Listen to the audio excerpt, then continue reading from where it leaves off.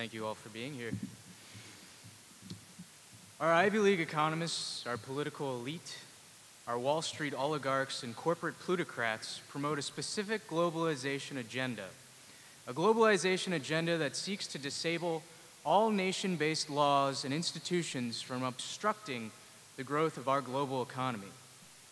This is ultimately working to the detriment of all nations and their communities. I'm specifically speaking to the policies that we call free trade.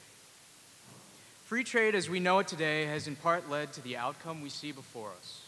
A country with a democracy eroded by corporations, a country that can no longer provide sufficient livelihoods and life necessities for its citizens, and a country that relies on international trade that exploit people and environments all over the world. David Ricardo is one of the most influential economists of all time. He and a handful of others have been credited with laying the foundations of the field of economics.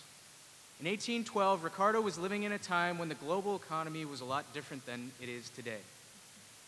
The materials and labor that went into producing goods were immobile relative to today's globalized economy.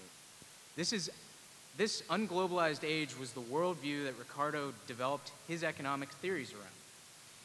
Adam Smith and David Ricardo both envisioned that the bonds of community would keep corporations investing domestically, even in the face of profits elsewhere.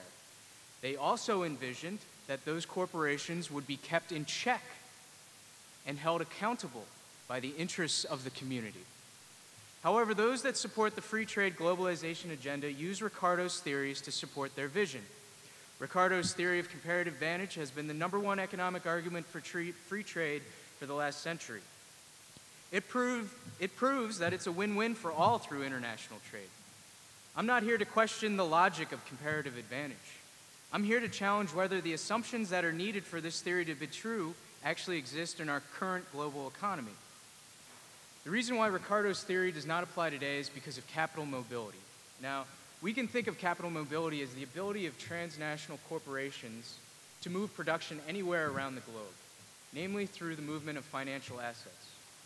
This ability runs counter to Ricardo's underlying assumption that capital cannot be mobile between countries, as he realized in his time. Ricardo saw that this movement of capital was what differentiated international trade from domestic trade. So with the current state of our global economy out of line with his worldview, the promises of his theory simply evaporate. We no longer have the win-win.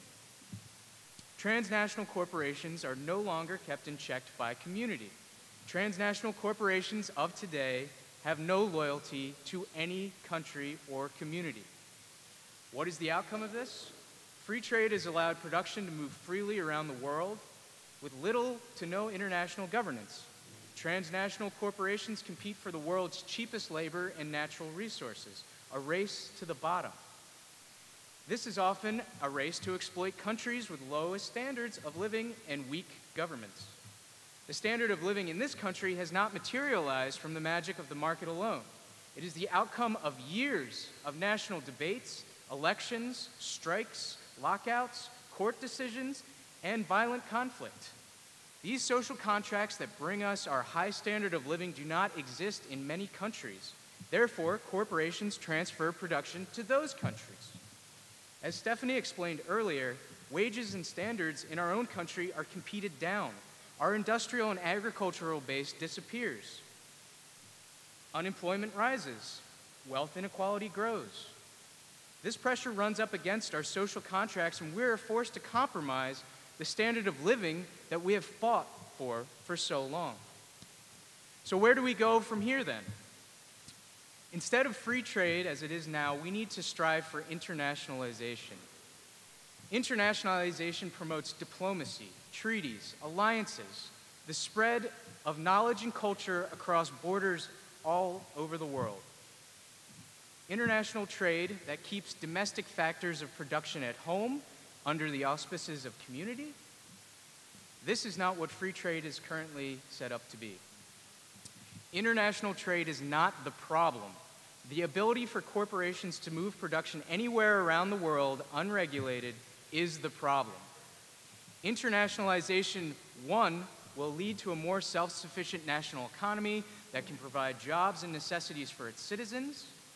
2, it will lead to international trade that is only supplemental to our domestic economy. 3, it will lead to corporations being held legally accountable by the communities in which they are located.